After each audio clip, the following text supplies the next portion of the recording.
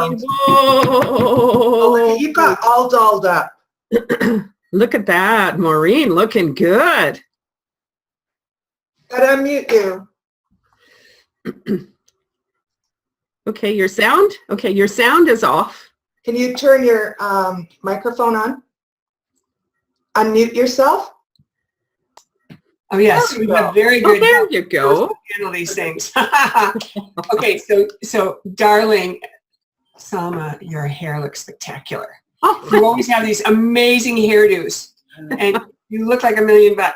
oh well, thank you. You I'm just getting over a cold. Oh my God, it's been hanging on. Yeah, I know. I know something weird has been out there because only people I know who have a lot of light have been suffering like this. Oh, I must be dark then. No, you're like head and shoulders above it. I don't know what's going on, but there's been something really awful going around, and it's been lingering and lingering and lingering, and you can even hear it a little bit in me. And I know it's like a few minutes still. I would love to do a little prayer to set the stage. Absolutely. Okay. Mm-hmm.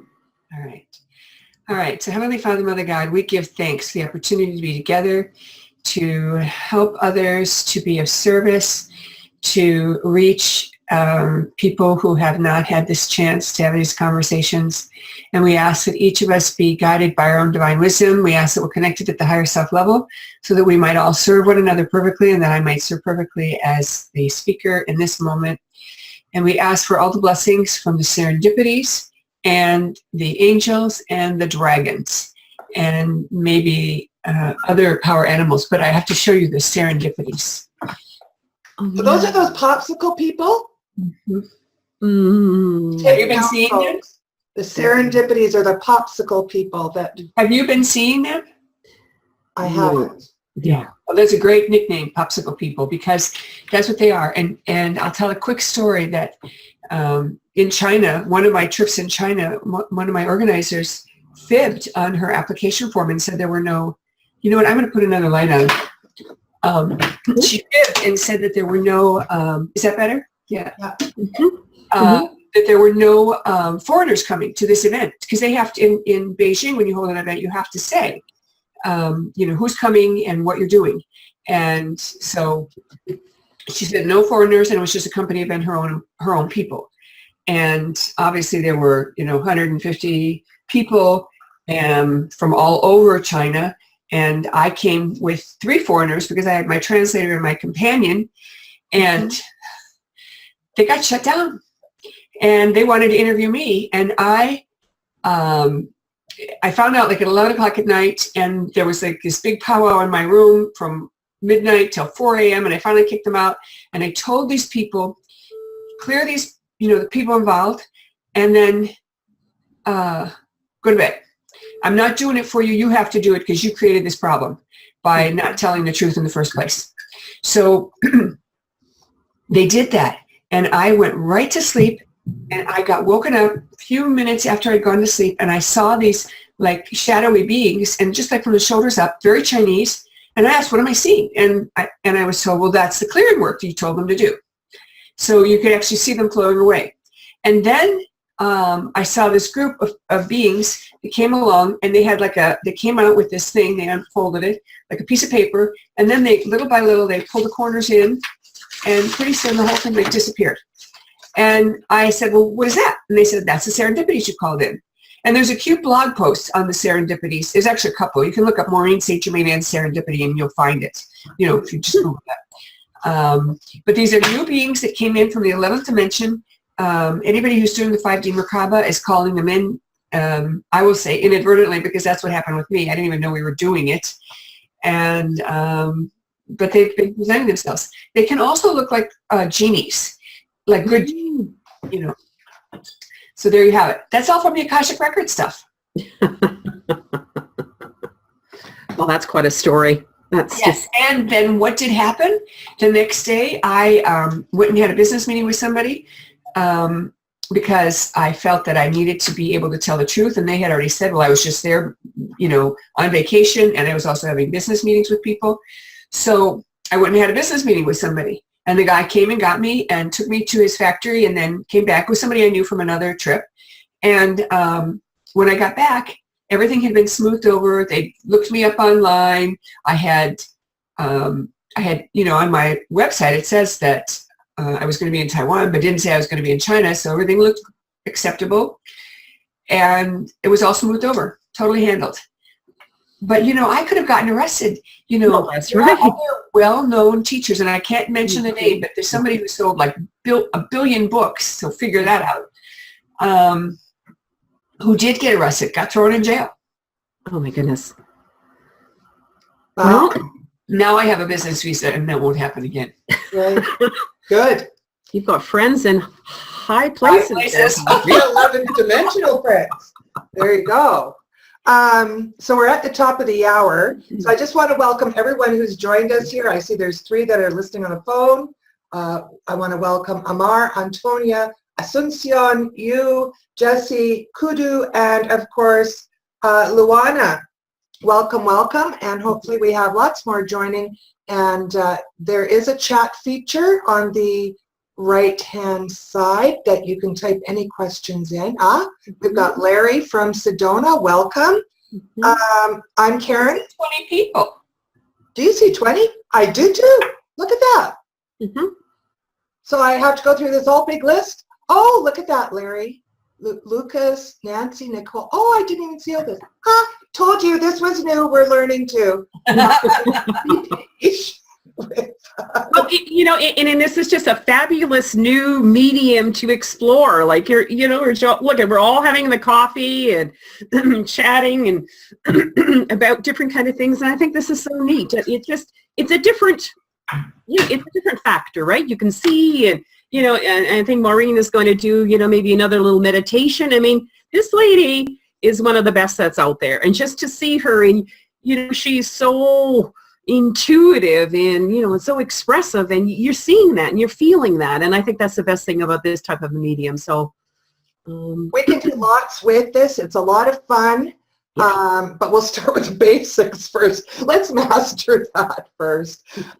Anyway, I'm Karen with my co-host Selma, who we just met. We want to say thank you for joining us.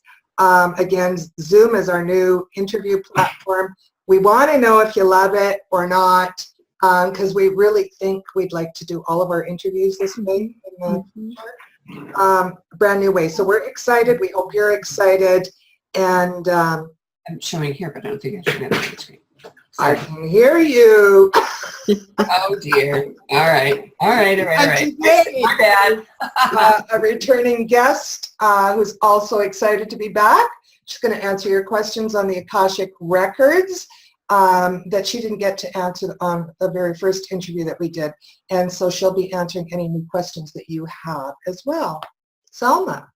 well, yeah, and so don't be shy, because I know we're gonna get to some of the questions from before, and I'm sure as Maureen is talking, there's going to be a lot more. But let me talk about Maureen St. Germain.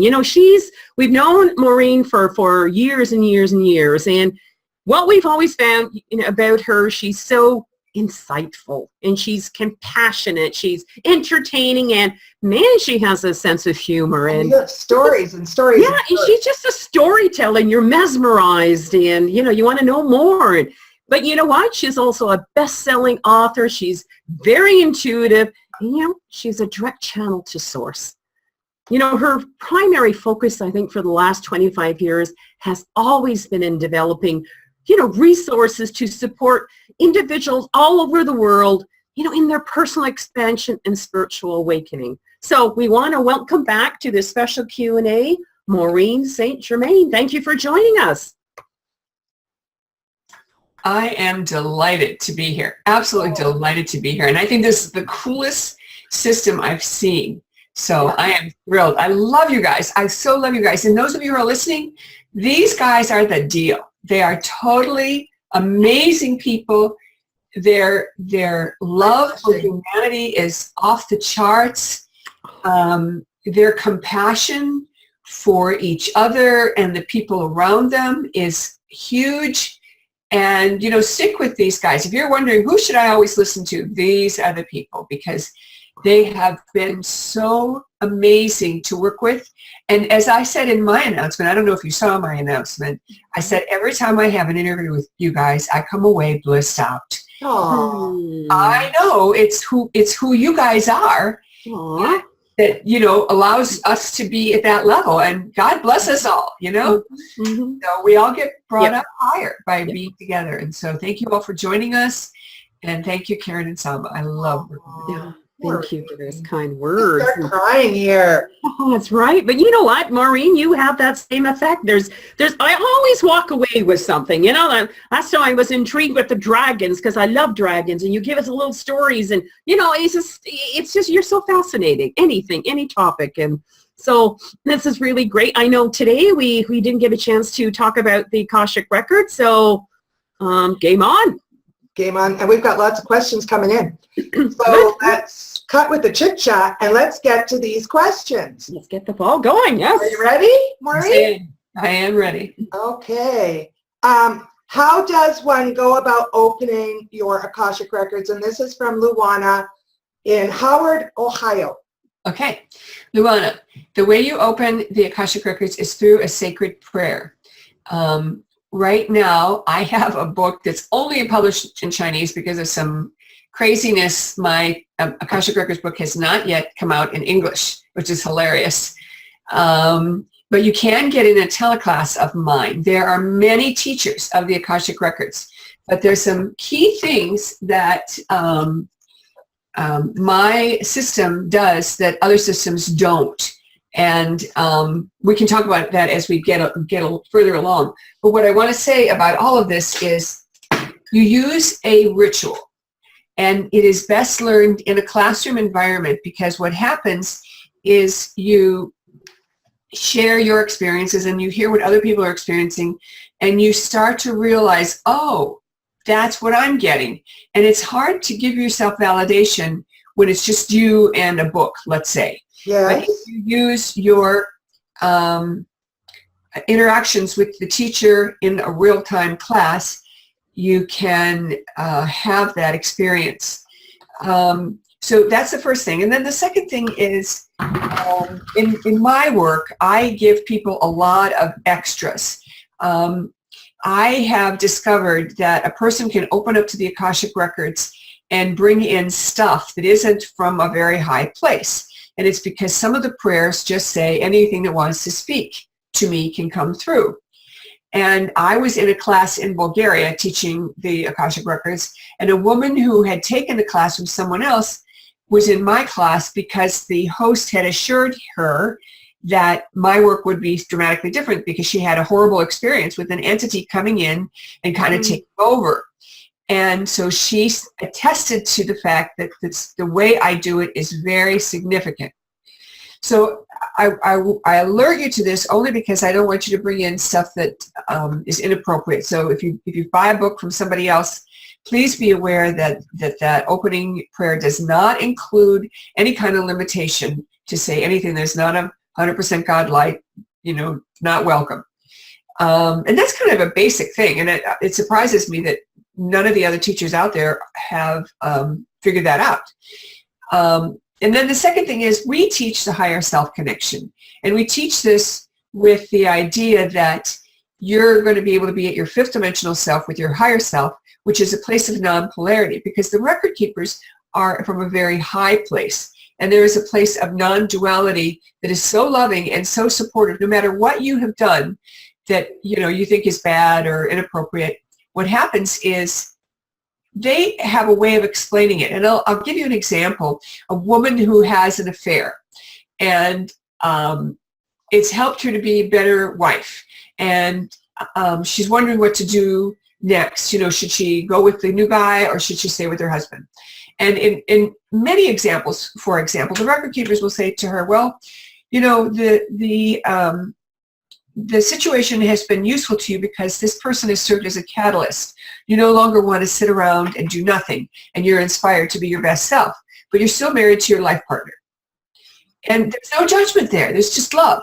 On some occasions, the person gets told it's okay to leave their spouse, but it's still their choice, and they have to do it in a way that they feel appropriate about it. But it's so interesting to me because they never ever say anything to the person about, well, you really shouldn't have done that, like your mom might. So there's this loving, unconditional compassion that's brought forward. And because we are learning to launch from 5D, what happens is we move to that place so we can hear it better. Because you know yourself, if someone says, well, you put too much salt in the stew, it's because they put too much salt in their stew. And they're kind of reflecting on, yeah, it's a little salty. Because they're concerned about their own behavior. And we all do this. We bring in our mirrors, So that place of 5D is very powerful. And I also do teach people clearing work because everybody can have entities.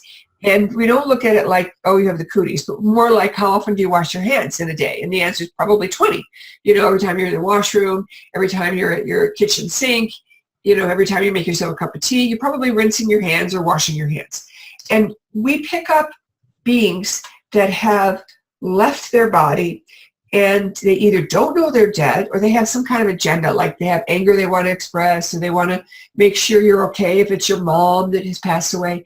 And so people bring in other bodies into their body, and now there's cohabitation.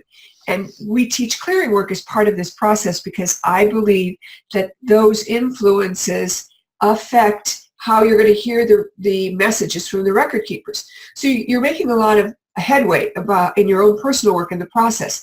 And again, we don't look at this as being bad or wrong. You might carry a person's groceries across the street if you thought they needed help. And then if they said, well, could you go with me to my apartment because I'm, frail and I can't carry it, you might say, I can't, I got a meeting or something, but you choose to continue or not. So that's very, very important. So the way we open the records is through ritual, through practice, through knowledge and understanding, and that's the biggest benefit of a class because I teach a lot of things that float around, and I also give people comparisons. So I have them, kind of check in with their intuition to get an answer one way, and then I have them check in with their higher self or their record keepers another way. And what happens is they start to see the differences when they're asking their intuition and when we ask the record keepers, and that also gives them clarity. And then when they see other people's answers that are similar to theirs, they start to realize, oh yeah, I am getting it. So it's a confidence builder as well. I know it was long, but that's the best. Wow, that was good. That was interesting to know. Absolutely. Yep. But Maureen, the biggest thing is that you teach people that they can open the records themselves, right? I know you've got a course and you're going to be talking about that a little bit later, but it's not like, somebody else will do it for you. You're teaching hands-on skills and you're going to have the ritual and you're going to have the ceremony and everything else there too. And somebody, can do that at any time for themselves. I think that's a big key. It's not like they can do it anytime they want. They can do it. If they're a person that they're only awake when the baby's asleep. If it's midnight, they can go online and get the lessons and do the work. Not a problem. It's not for just the elite. It's for anybody. I think that's the biggest kind of. This is a really good point. This is one of the things that we actually ask the students to ask the record keepers as we progress into the work, and that is, why did the record keepers make the Akashic records available to anyone? And the answer is very interesting. And everybody usually gets a similar answer. But we're at the end of an age. We don't need to do all the karma stuff anymore. We're done with a lot of the drama. But we're still trying to work our way out of playing drama and stepping into unconditional love. So what happens is the record keepers show you, I'll say, the reason for the drama or the underlying stuff behind the drama, so that it's easier to let go of the drama because we like to use our mind to make these decisions. Now, the records were unleashed or open to humanity because we're at the end of a cycle. And it was decided that every human should have the ability to access their Akashic records so that they could do this work and advance spiritually in order to be ready to be their 5D self. So it was like a dispensation. The rules changed, literally. When did that happen, Maureen? What? When did this happen? When When was the end of this cycle? Around 1989, 1994, somewhere in that range. Okay. But you yourself, what was it? What it 2003 that you were I given? came out publicly, 2003. You're given access. So that what's tell us about that experience. Oh, that was amazing. Yes. I was with a client, a host in Atlanta, and she had a building project that she was working on. So after class, she said, I need to go check my building project before we go to dinner. Is that okay? And I said, sure.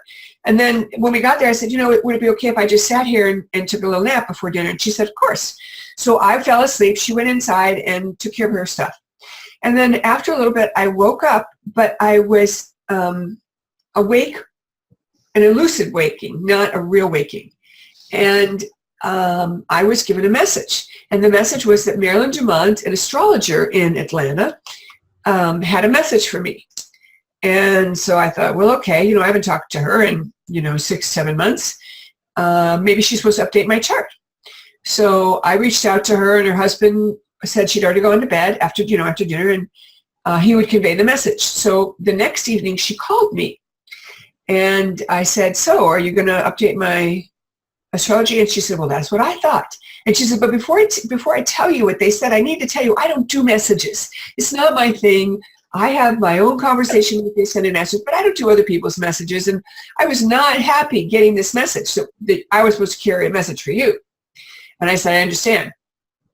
And she said, but when I got quiet and I asked, what was supposedly the message, I was told, Maureen is being given access to a dimension that has been closed to humanity for eons, and that I would have a permanent guide, and that there were other things that were more personal. And so then I asked my guides, how come that had come through somebody else? And they said, because we knew you would not believe it or accept it if you got it. Same message you guys give yourself, right? When you get a message, you don't believe it because you don't trust it. You don't think of it. And so part of the mantle that I have now is this ability to hold the matrix for you so you can trust it, you can believe in it, and you can do the work. And everyone who studies with me says, just being in the room with me makes a difference. So here we are in the same room together. Isn't that cool? Mm-hmm. It is. It is. It is. Quite a story.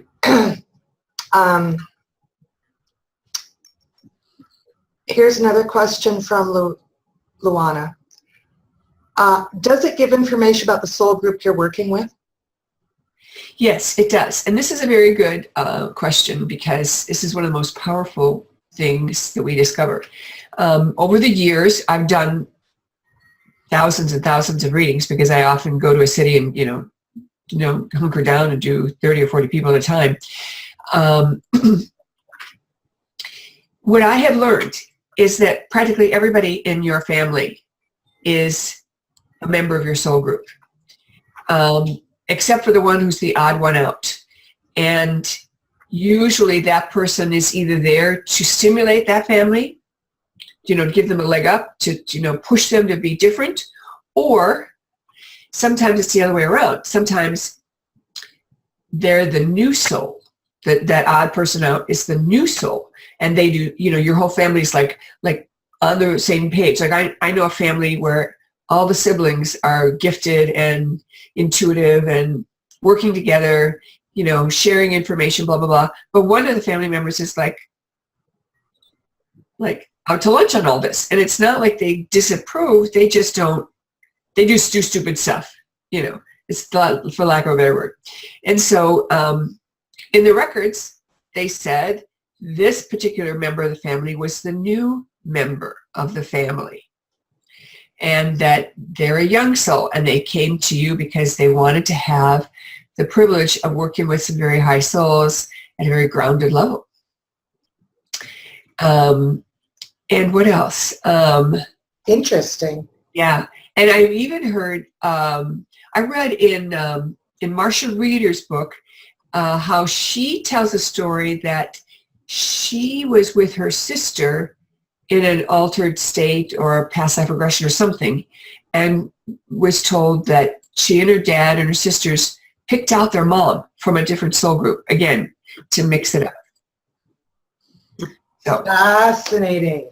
fascinating, yeah. Mm. And it's very useful because, you know, there's a wonderful example of one of my students who was in the records and was getting really phenomenal information. And she often did the two ways, you know, where you check in with your higher self to get the answer, and then you ask your record keepers to get a comparison to see the difference.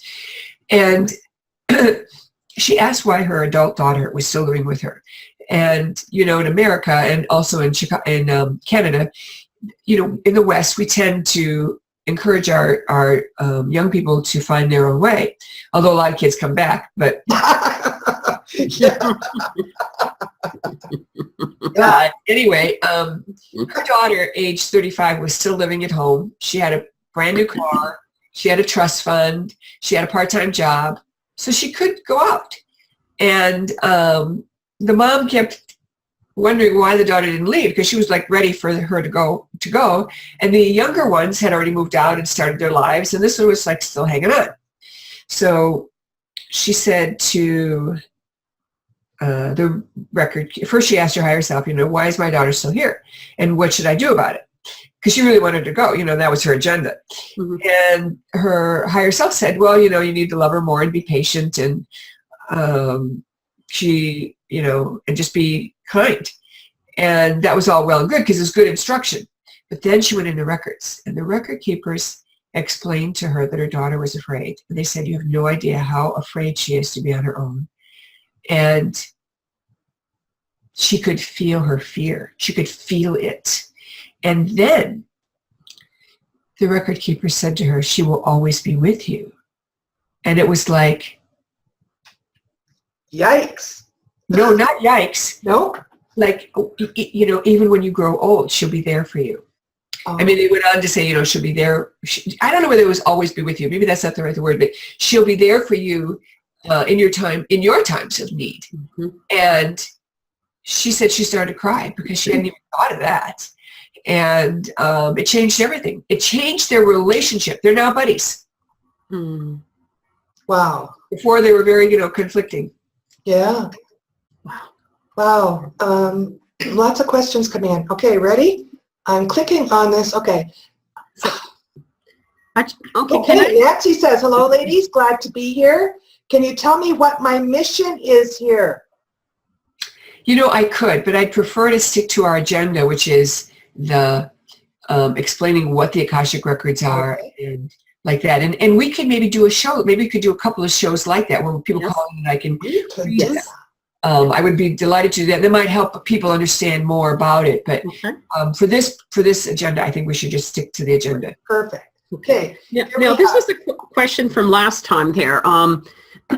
Maureen, how can the Akashic Records be used for healing? I am very claustrophobic and have panic attacks. Can I use the records to heal myself? And could this claustrophobia be from a past life? Very likely it's from a past life. It usually is. And what happens is in the records, you are able to look at that experience and know that you're still alive. You probably died in a claustrophobic environment. So the fear of being closed in means death. They're synonymous. So that's why, you know, you'd be like hugely fearful. I had a client that was not into this work, but her best friend kept saying, you need to have a session with Maureen. So she finally did. And right away, right out of the hopper, I didn't know this woman at all. She wasn't one of my students. And first thing the record keeper said to her through me was, you know, when you get on your boat, you don't need to, you know, like stress out to get your life jacket on because, you know, you're safe. You're always going to be safe. And she said, how did you know I even had a boat? And I'm thinking, well, I didn't, but, you know, the record keepers did. Somebody knew. And, you know, we have a long conversation about a lot of different things, and we kind of keep segueing back into this thing with the water. And at the end, she says, you know, I don't even believe in reincarnation. But if I did, how did I die in my past life? And the record keeper said, well, you drowned. And she went, And then again, they said, but relax because you already did that once. And we're telling you this so you can look at this and say, I can be near the water and be safe. Because one of the things that happens when we die in that stressful situation is we keep trying to redo the event and come out differently. So let's say you're with a certain person, I'll say Susan and David, and Susan and David kill each other, or one of them kills the other one. So they want to come back and be together because they still love each other and not die, but they come close. And the idea would be just to let the whole thing go and say, you know, we don't have to do that. That play, we did that play a couple of times. We've seen it already. No more. You know, we did Romeo and Juliet. Let's give that one up. and to be okay with that, because it is like a heart's desire to do it again and not fail, to get in the water, to be close to drowning and not drown, or to be rescued. You see, so part of it is the soul wants to have a successful outcome doing what it's been trying to do. And part of this dispensation is being able to look at that and be alive and not be afraid, and to be able to let it go. And so that's one of the ways you can let it go. By looking at it in the records and being safe and observing yourself in that trauma and going, oh, wow. And the other thing is you set intentions as you die. If you're in that stressful situation, and the intention might be to get even with the person, you know, that locked you up, or to, you know, get in an elevator and not, I don't know. But you see, we set these intentions based on the fear response rather than what is needed in the hour. And what this does is allows us to unhook from those intentions because we're able to feel them or experience them in the records, observe them, and say, okay, I did that. I'm done. I'm done with that. And we've all had those moments where we say, okay, I'm done. And it's like whether someone's telling a story and you keep asking them for more and more detail, and you say, okay, I'm done. I get it. Or whether you're, you know, in a bad relationship and you say, okay, I'm done. And you're not mad, you're just done. And that's what we want to do. We want to be impassioned, to have compassion for ourselves, and at the same time to be able to unhook and say, okay, I'm done. Yeah. Good one. Asuncion's asking, how far back does the Akashic Records go? Almost to the beginning. It's a very good question. What the record keepers told me is that the creation was started, and sometime after creation was started, it was felt that the Akashic Record, that it would be useful to have a data set. Kind of like when you get your first computer, you don't think about a backup. And then one day you think, you know what, maybe we should have a backup. And so, you know, because you can't find something, or you deleted something you shouldn't have, or something went away accidentally. And so now you decide, let's have a backup. And now nowadays, everyone has a backup, or most everyone has a backup. And that's the way you want to look at it. So almost from the beginning. And there's another piece I wanted to say earlier, and I couldn't remember, but I'm encouraged to say now, and that is, I chose early on for myself, when I read for people, that I would not give information for entertainment purposes, and I would not give information for that would scare people, like your death date. You know, I just wasn't going to do that. And so sometimes there's information that comes through, and I'm uncomfortable delivering it. Let's say the person is asking about something that means, you know, their marriage is going to fall apart. And so what usually happens is the record keepers will let me say, this is Maureen, I'm very uncomfortable with the answer. Mm-hmm.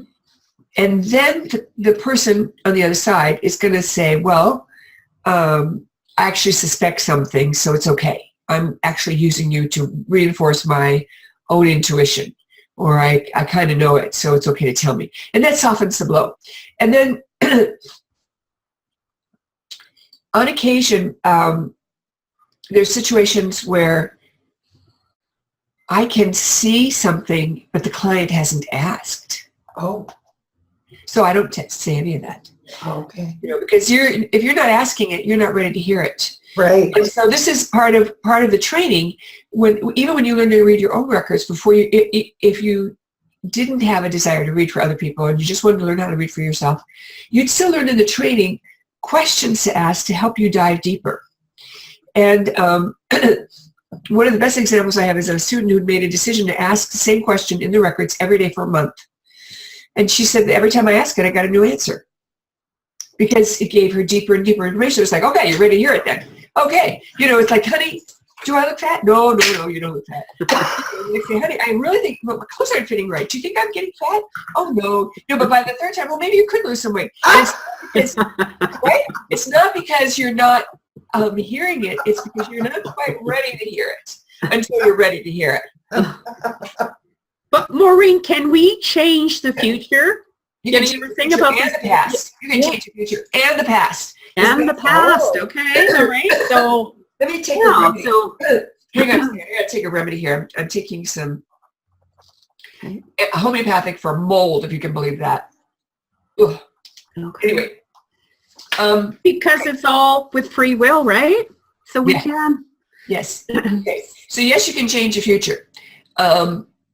And I have had incidents where I have changed the future. And I personally haven't had, how should I put it? It's like a matrix, and it's like a game of dominoes. Mm-hmm. So I change the future by tipping one domino that isn't me actually making that choice. It's somebody else getting information, and then they make the choice. So I'll give you an example.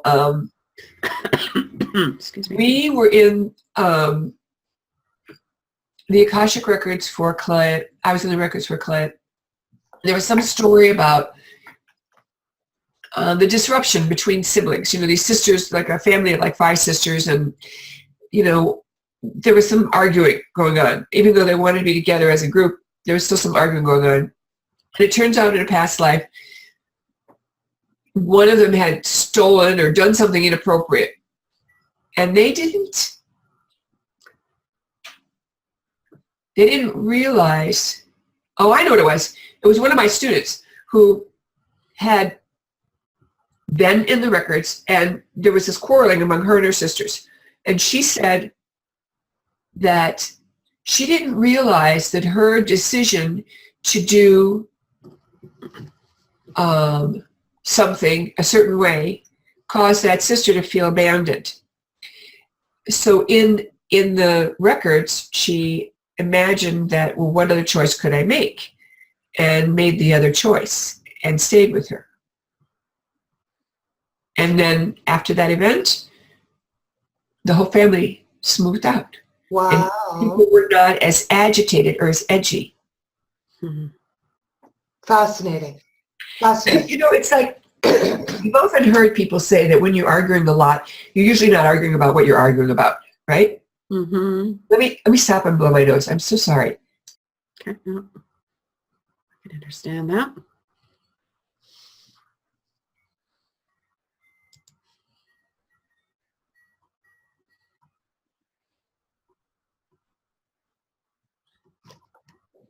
I'm back. Okay. We've got some other questions here. This is Chiron. My husband is Amar. Recently, I had an Akashic reading. At that time, there was one lifetime recall of my son, who was in another life. It was a role reversal. He was my father. But my question was there other lifetimes that you're together that way, like role reversals? Yeah, absolutely. And just to reconfirm that, it's true in my family as well. Okay. One of my sons was my father in my past life, and I actually said, to my son one day when he was a teenager, you got to be in charge last time. I'm mom this time. I wonder if my daughter was my mother before. Yeah, could be, especially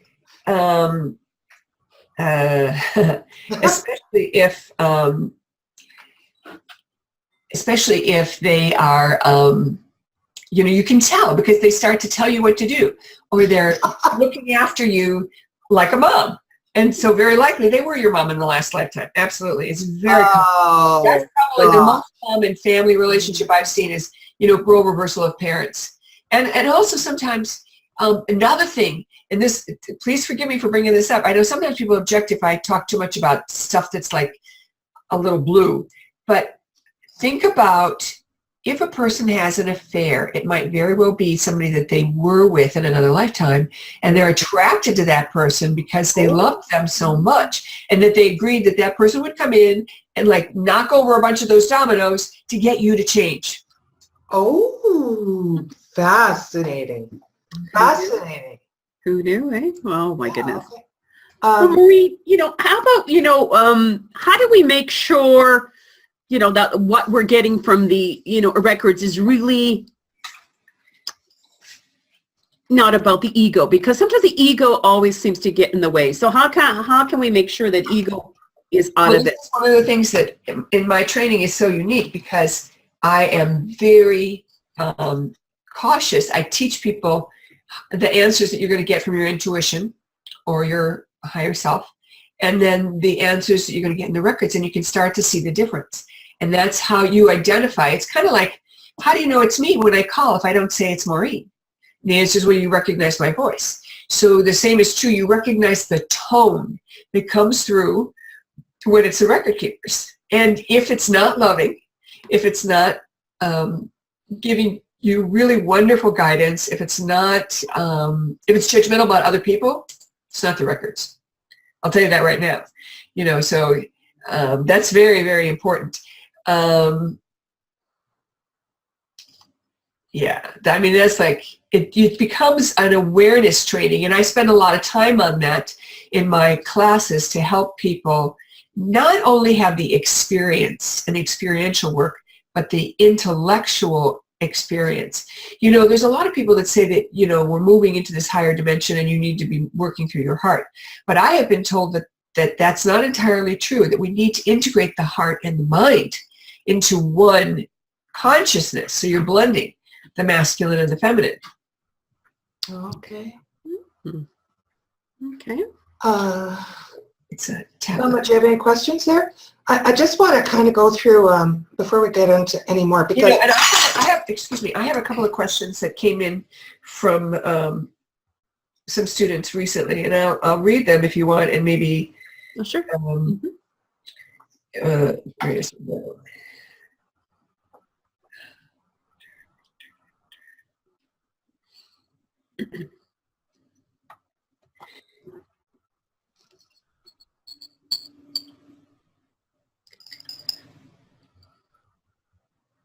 Oh, it came in another software. Hang on a second. Mm-hmm. Here we go.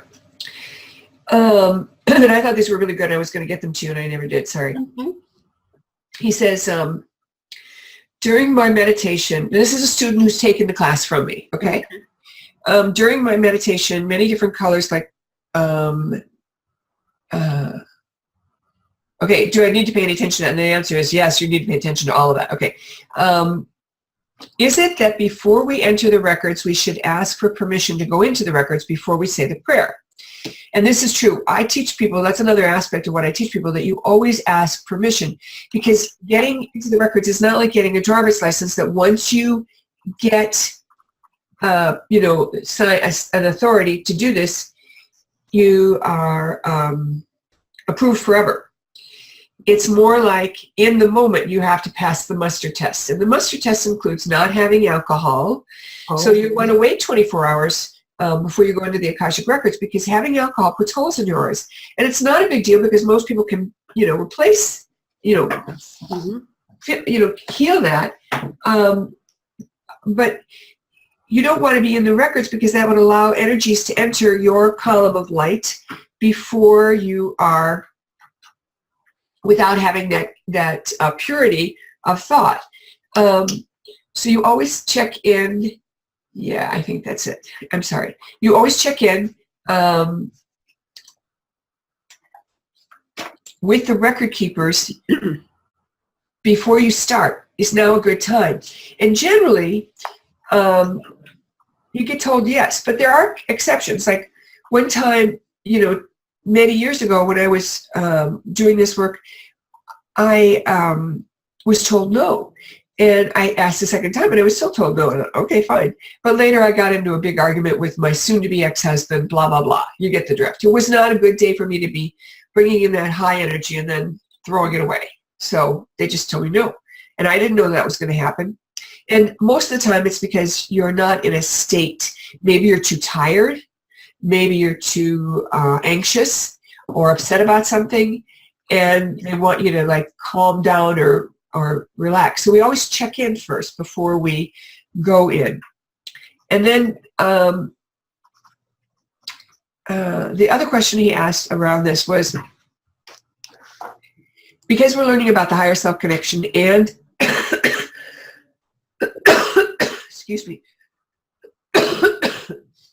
and it seems so straightforward, how come the Akashic records are like more, I'll use the word, more wordy, more verbose, whatever.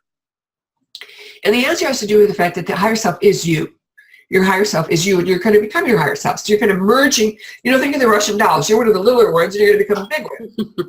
And that's becoming your higher self. And then in the records, you're actually accessing the full library. And every once in a while, someone says, well, what's the difference between, how did I put it? I don't remember now, but they were asking specifically about going into the records and not having access to certain information. And that's because you don't have access to your family or other people except where it applies to you. It's like, the section of the library where you have to get a reference librarian to give you the book, and then you're not allowed to leave with the book. You have to stay there. So it's a lot like that. Okay. Do you want to quickly go through the special offer?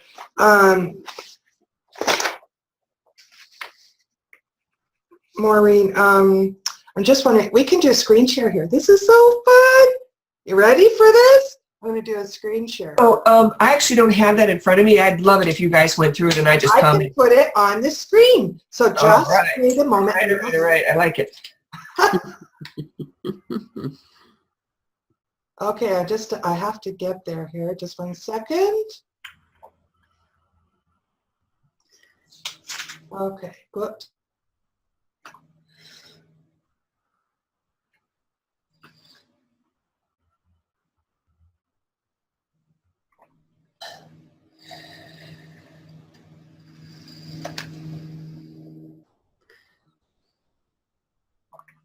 Karen, you're muted. Karen, you are muted. You need to unmute yourself. There we go. There's too many buttons. So can everybody see that? Now Maureen's muted. Yes, I was going to blow my nose. But yes, I can see that. Okay. Looks great. Okay, and so this is at unboundedpotential.com/Maureen special offer. So let's talk a little bit about what people are getting here, Maureen. It's called the Seekers of Wisdom special offer. So first of all, I want to comment that people who study with me and have studied with me for years have paid full price for all of these things. And you need to be like blown away, because even I'm blown away at what we've done here. So first of all, we are giving you let's go down there. The actual Akashic Records training in a package that allows you to take the training and submit homework. Now, even though the training is pre-recorded that you can read at any time, you send in your homework to me and I will start responding to you personally. Okay. Get a personal interaction. If you're doing your homework and sending it in, you're going to get a personal interaction. If you don't do your homework, then I can't help that. Right. But frankly, I can't imagine how you would succeed without doing what I call homework. And it's literally the practice, developing the practice. And I have a very unique way of bringing people in, because I have a very, what's the word I want? Unusual way to get people out of their heads. So that the very first time in the records, you're going to have an amazing experience. And then that 4-part coursework is probably just your time you're putting into it, and then the time you're spending on your own.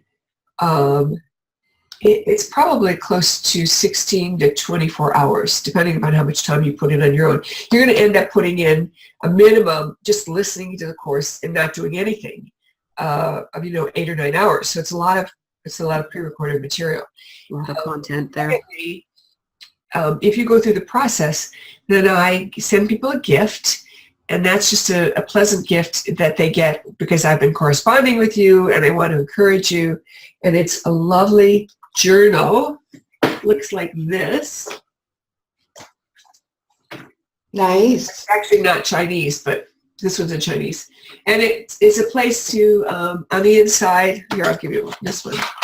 On the inside, it has a nice, reminder of how you're doing your work. And in the back, it has a little pocket for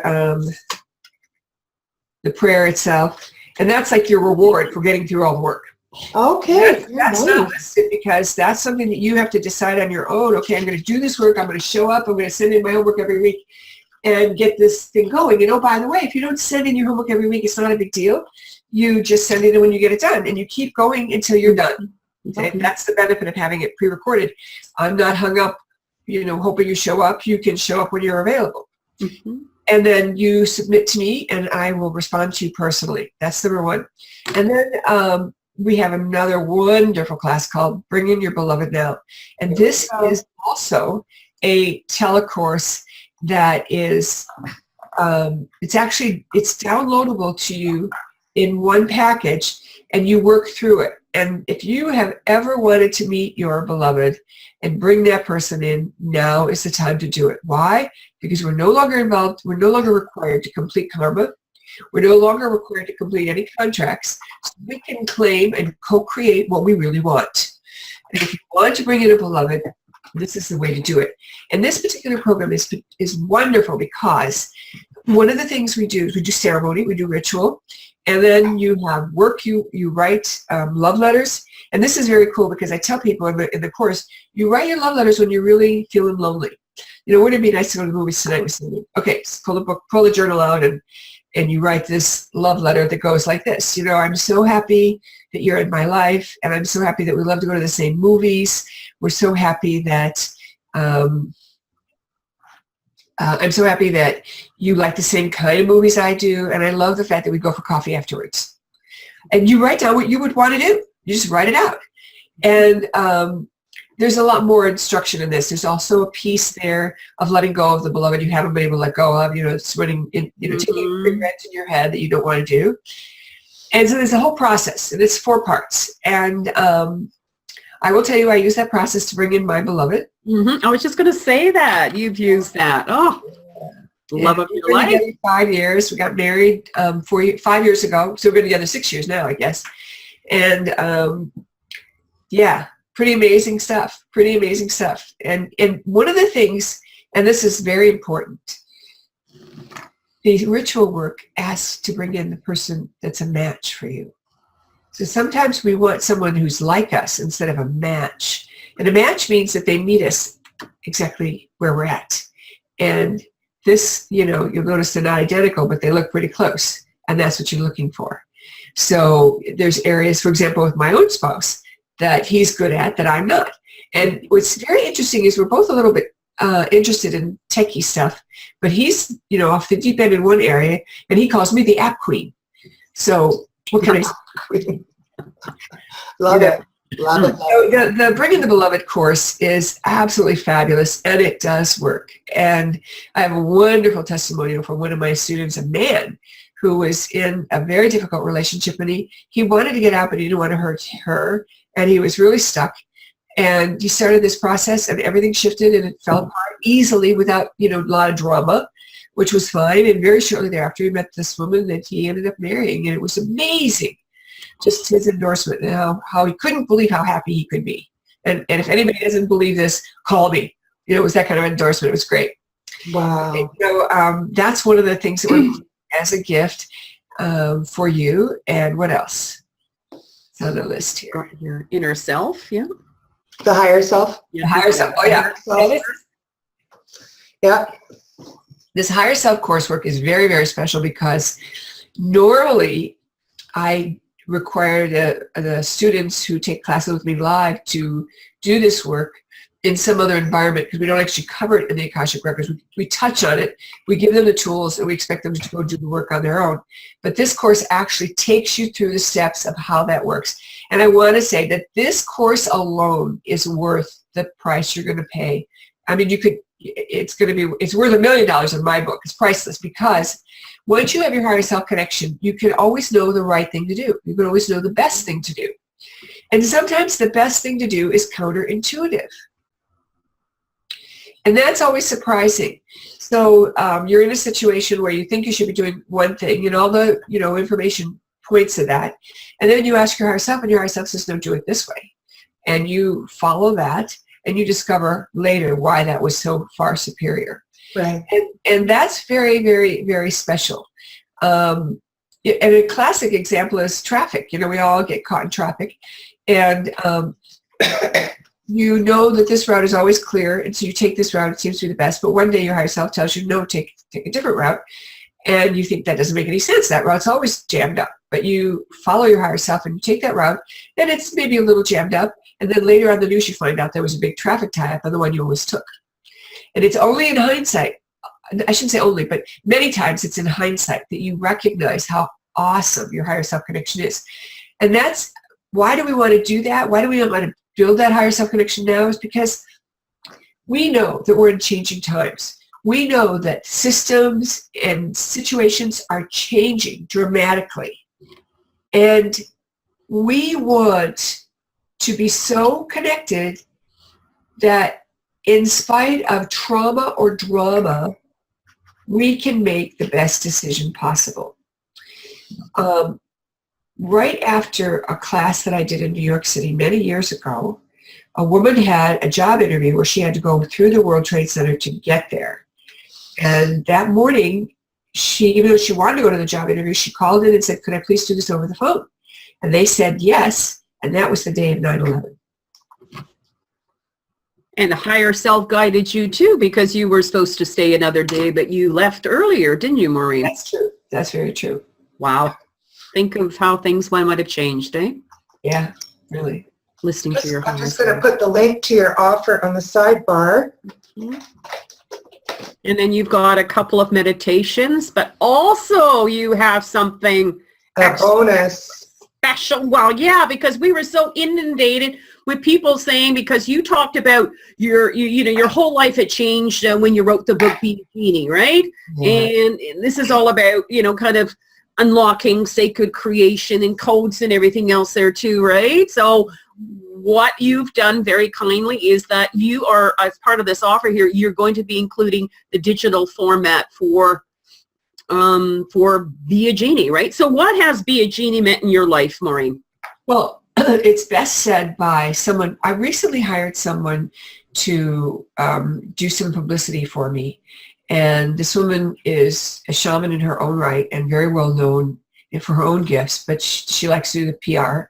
Mm-hmm. And so she read the book and she said, I'm writing to you personally as a seeker. And she says, I've read everything out there because that's what I do. And she said, your book is remarkable and different from anything else I've ever read. It's got amazing tools in it that she's never seen anywhere else. And as another reader wrote, it explains the secret. So this manifestation material that I put together in this book called Be a Genie was in the making for 20 years. And I manifested a 3-book deal with Hampton Roads Publishing many, many years ago. And then they had financial troubles and my 3 books literally fell off the page. And I remember saying to Bill Gladstone, my agent at the time, I'm really, one of the things I'm really bummed about is that I can't say that I got a 3-book deal. And he said, Maureen, we have a contract that's signed. You certainly did get a 3-book deal. It just went away. Sometimes that happens.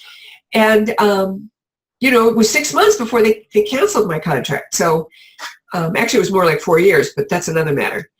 They sat on it long enough that we had a conversation, and I knew they weren't going to do it, but then they finally canceled. Anyway, so I manifested a 3-book deal. Now, how come they didn't publish it? Because that's one of the tools now that I put in the book. So when I got dropped, let's say, I took it as a opportunity to do rewrites and to redo the book and make it better. It was my first time out in the marketplace as an author.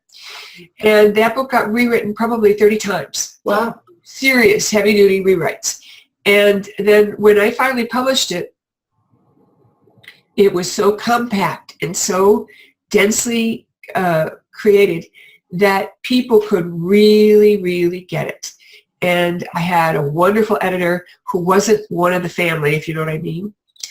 And so everything I wrote that was challenging, he would say, I don't get this. Better explain it better. And that's partly why the book got to be so much better. So this book is teaching you manifestation tools. And I'll give you an example. We've all heard the phrase twofers when we order pizza, right? Mm-hmm. But back in, I don't know, when I was in college, back in the 70s, okay, I got a message from my angels because I was very upset about something, and I asked, what do I do about this? You know, I'm always thinking these dark thoughts. I don't want to have these dark thoughts, but I don't know what to do about it. And they said, every time you have a dark thought, think 2 positives. Oh. And they have to be the same. So let's say I want to meet a guy. There's not enough good guys here. That's a dark thought. So then I have to say, well, I only need one, and I'd like him to be like my brother. So I can't marry my brother, but I know there's men out there like that because I know one. Get it? So you change the thing. If you want a different job, I hate my boss. She's a real creep. Then you follow it with, but they pay me really well, and I have great vacation and medical. And so you're ending that. So here's what happens. From a very simplistic vantage point, you have the dark thought and 2 positives. So 1 dark thought, 1 positive. These 2 guys cancel each other out. They're gone. And then the second positive is the one that remains. And that's what stays in your consciousness. Oh. So little by little, you can change the way you think. And this is something very important because I love to say this. So let me get it out. Mm-hmm. When was the last time you stopped a dark thought before you thought it? Oh, that's hard to do. It's impossible. It's very. Oh, and then you realize, oh my gosh, I shouldn't have thought that, you know? And, you know, Louise Hay, bless her, gave us that awareness. But this is a tool that helps us antidote our dark thoughts as they come out. And you just make a little rule to yourself that every time you catch yourself thinking something you're not supposed to, then you think about something that is in the same category that you really like. Now, when I did this when I was in college, and I was transferred into a college, and I didn't like the school that I transferred into. I didn't like it for a lot of reasons, and that was kind of the dark thing that I was dealing with. And you know how when you're in college, you commiserate about the food, the teachers, whatever. You know, it's kind of like that thing, right? And because I had made this agreement with the angels, that every time somebody complained about something, I had to out loud respond to that because I was hearing it, taking it in. So now I'm keeping my agreement with the angels. I had to, you know, antidote it with, well, yeah, but, you know, they give us lots of donuts or, you know, whatever. So one day, probably 3 or 4 weeks after I had come to this school, the head of admissions comes to me and says, I've heard about you, and I want you to take the new students that are interested in coming here around the campus. I want you to be my lead person to show them all the benefits of the school. Yeah. I still get all teary-eyed when I think about it. Okay. Because the only reason I was doing that is because I was keeping an agreement I had made with the angels. And that's just one of the many, many tools that are in that book and explains why it works. And oh, by the way, that I've tied it to science. And if you know about noise-canceling headphones, and I have a pair, noise-canceling headphones cancel out the repeated message, the repeated sounds. So, you know, a lawnmower, a jet engine like that. And they literally create the sine wave of the sound, and then they replicate that in reverse. So the 2 of them now are opposite each other, and they cancel each other out. So they're not actually erasing a sound. noise canceling headphones capture the repeated sound, invert it, and then put them against each other, line them up, and they're antidoted and they turn into nothing. And that's what we're doing. Our repeated messages are canceled out. And the science is just like a little plus. And the benefit of understanding the science behind it is then we don't use our mind and say, oh, I'm just making this up. Or, oh, I'm just doing this with my thoughts. You actually have a scientific principle that allows you to accept this as a very real tool that's workable and usable in your life. Awesome. But you must have had a premonition, Maureen, because you growing up, your favorite show is Be a Genie, right? look at what happened now. Like, you know, you've got a best-selling book. All these years, it's still a best-selling book. Yeah, that's true. I'm so sorry. I've got too many machines here that are making little noises.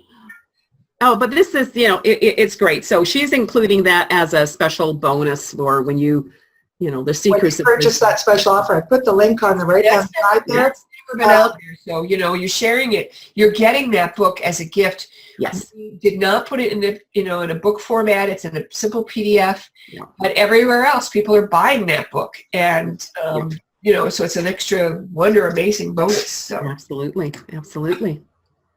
We're running out of time here. So do you have time, Maureen? We've still got so many questions. Oh my God, Well, maybe we should, you know, like set up a regular time that we do this. maybe we should, you know. Yeah. Or an all an afternoon or something, you know. Like Yeah. that.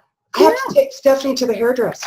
I'm looking at my watch. An hour with the beloveds, an hour with our, you know, higher self, you know, we get into the Akashic records and then you can do the mantras. I mean, we could be here all afternoon. So that sounds like a really upcoming idea. About that. Mantras for Ascension is an amazing CD that will clear your body energetically and clear your space and your connection to God. It's one of the most powerful tools you could ever have.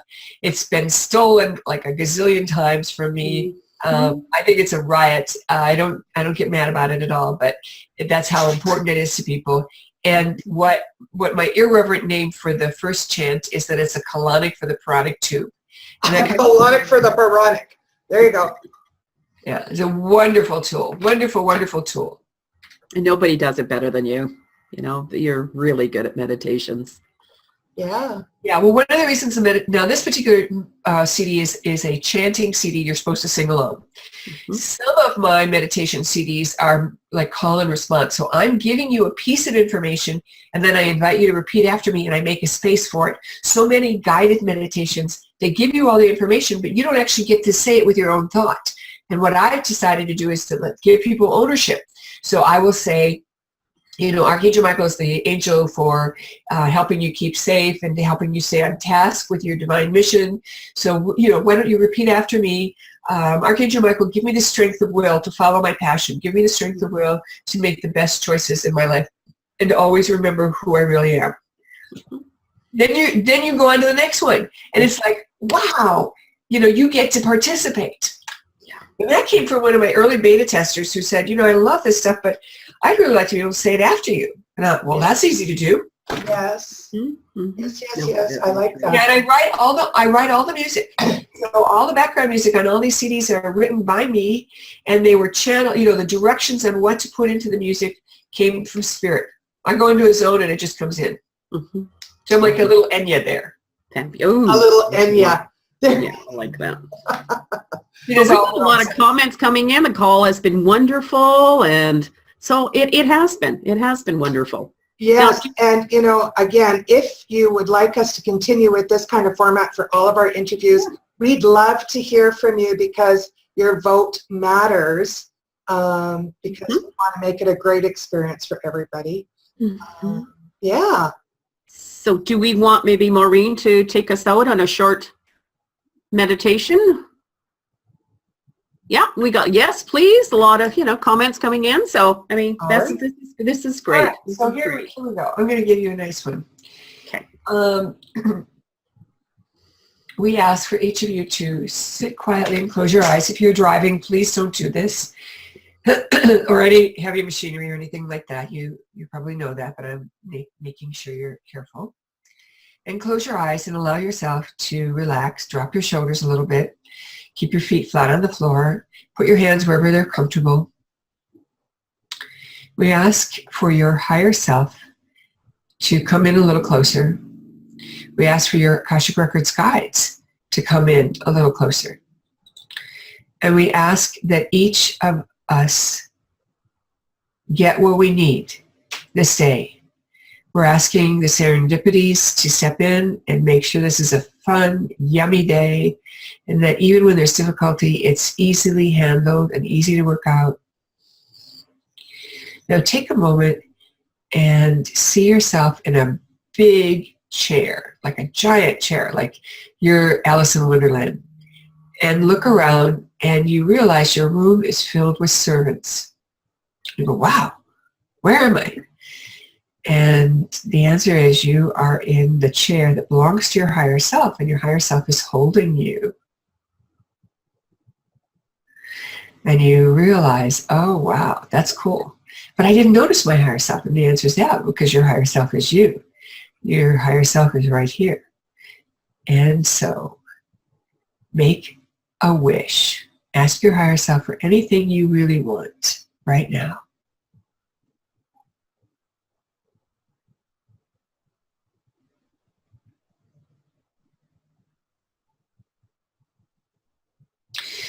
Say thank you. I accept. And now say to your higher self, do you have a gift for me? And the higher self says, well, matter of fact, I do. And receive your gift.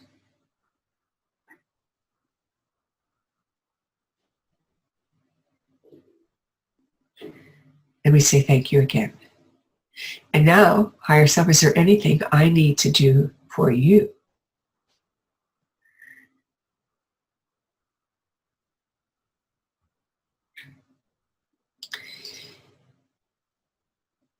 And no matter what you get, including nothing, know that you and your higher self are one being, and you're the part that's out in the wilderness by herself or himself.